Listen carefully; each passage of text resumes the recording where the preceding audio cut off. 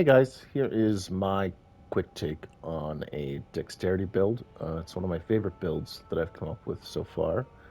And this is what you expect to see, right? Two katanas, one in each hand. I mean, dexterity builds are in an interesting place in Elden Ring, right? It used to be that you would take a katana, which have always been wonderful with wonderful move sets, and it would get S scaling when you'd make it sharp, and you'd make things bleed, and that was dex builds thing. There are other types of dex builds, but that was kind of the bread and butter dex build.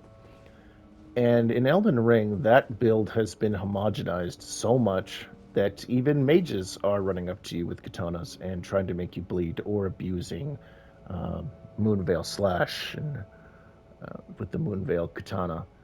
And it left me kind of feeling like, well, what does dexterity really have to offer when everybody can kind of use a katana well? Well, this is what you expect to see, right? Bleed abuse, two katanas. Now, I don't like this power stance moveset at all.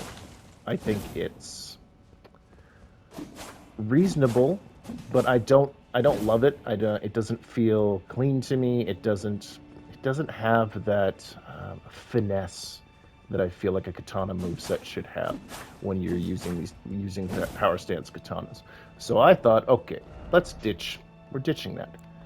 First of all, let's borrow a little bit from a strength build, and we're going to use a great shield. And this is the, I think, ideal one in terms of strength requirement being only 24, but still providing phenomenal stats. I love great shields in this game. I think they're in the strongest place they've ever been, especially with the Ash of War barricade shield, which this has on it. And then I thought, well, what's a good one-handed dex weapon? And then at some point when I was getting absolutely destroyed by Melina for the thousandth time, I thought to myself, now that is what a katana should look like. And she's using it one-handed. She's not power stancing her katana. I do have two because I was playing around with power stancing. You know what? No need. Let's drop the entire power stance. And then we're left with Melina's long um, katana, which has a stepping forward crouching attack. It's got the thrust, which of course, any sort of slashing weapon that has a thrust, the thrust is very important. That's why people love the claymore so much, right? Because you get a spear type move on a blade. And then its combo not only reaches incredibly far, but even one-handed is incredibly smooth. And then, of course, in certain situations, you may want to suddenly two-hand it, and the weapon art is, well, one of the coolest weapon arts in the game. Super badass, and actually works. It's quite effective. You may trade a little bit, but in AoE situations dealing with multiple mobs, you can shred through them. So my stat baseline for this is capping at 150, as most builds are currently. 50 vigor, 20 mind for just a bit more mana, 40 endurance, 24 strength to wield the shield, and everything else into dex. I think it's 65 base. And then I'm getting another 5 for my talisman. Armor set is whatever. I just thought this looked cool, and obviously the heavier the better. For damage mitigation, I think that armor damage mitigation is also as strong as it's ever been in a Souls game, so you do notice it when you're wearing some heavier armor. Charms are very straightforward. Every build's going to run Erdtree's favor for the most part. It's too efficient in the slot not to. And then I would say almost the same thing about the Great Shield Talisman. Just an enormous amount of stats for the slot, and then we're using both, I would say, dexterity-based charms of raising attack power with successive attacks, as well as boosting dexterity, and even further raising attack power with successive attacks. So it's a very straightforward build, but it's incredibly efficient, and we do still have bleed on the weapon. It's low buildup, but it will come into play on high health monsters, such as the ones I'm about to attack here on... this is New Game Plus, down in the subterranean dungeon. So let's just quickly stab a couple things so you can see it. Oh yeah, backstep attack, also super clean because it moves back forward. It's just, this has such a clean one-headed move set. So barricade shield, guard counter. Nope, guard counter. I don't think so. And that's greedy on my part.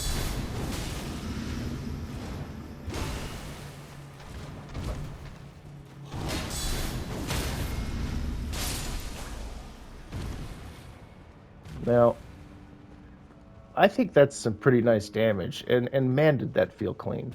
Oh yeah, jumping attack, not bad, also not bad. Activate barricade shield, guard counter. You know, free backstab. Okay, I was never in any danger, thanks to. Okay. It's a very fair attack, and then the grab also very fair, right? Nope. Oh my gosh, those breaths are insanely annoying. Okay, free backstab. So just slashing this, look at the damage. Like that's, I haven't proc bleed yet. This is just raw. Yeah, I'm just slashing stuff.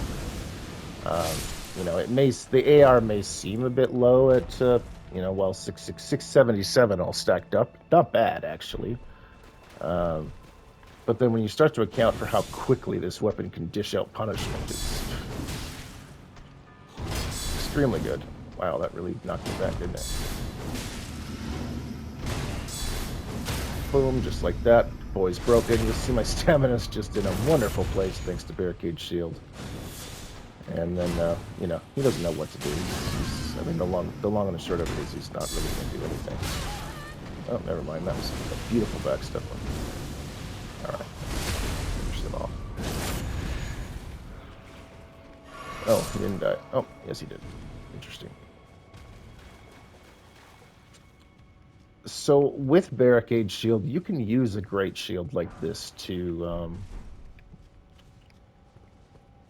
block a huge number of attacks, even massive boss attacks, just without really losing stamina. Sprinting attack.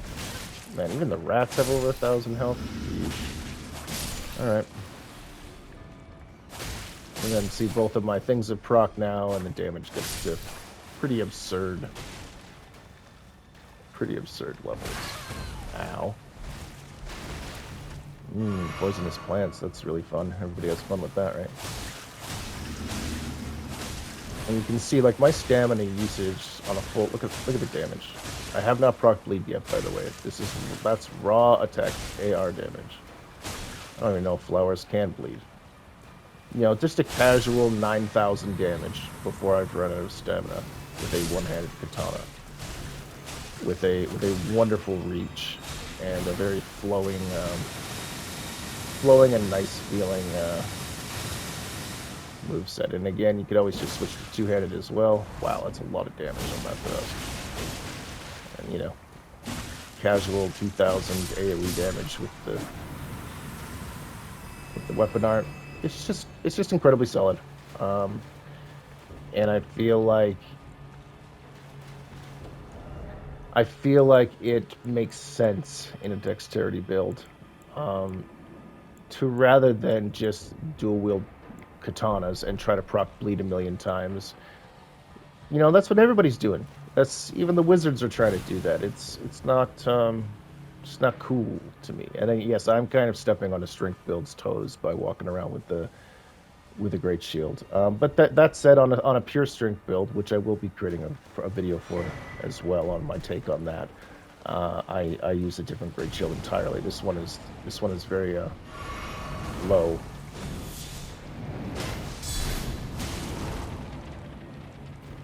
Giant hands. I hate giant hands. Who likes this enemy type? Oh look, easy peasy, and that's the power of this build in PvE. That is, I think that really showcases exactly. There's just, you see how effortless this is, as it should be, like finesse. That's what dexterity builds and katana builds are supposed to be about, is finesse. And you see how clean and easy this all feels. Oh, I don't have the key for that. New Game Plus. How unfortunate. Anyways, that about wraps it up. I feel like that's a fairly good demonstration. That's my take on the dexterity build. It's one of my favorite builds, if not my favorite build out of all my experimenting so far. I really just love the Hand of Millennia. I think it's exactly what a katana should personify. And I think this stat line with these charms and some decent heavy armor, it doesn't have to be this, is a wonderful way to play the game. Very easy to abuse guard counters and such to be insanely effective, while also uh, looking super cool. So yeah, that's it for me. Thanks.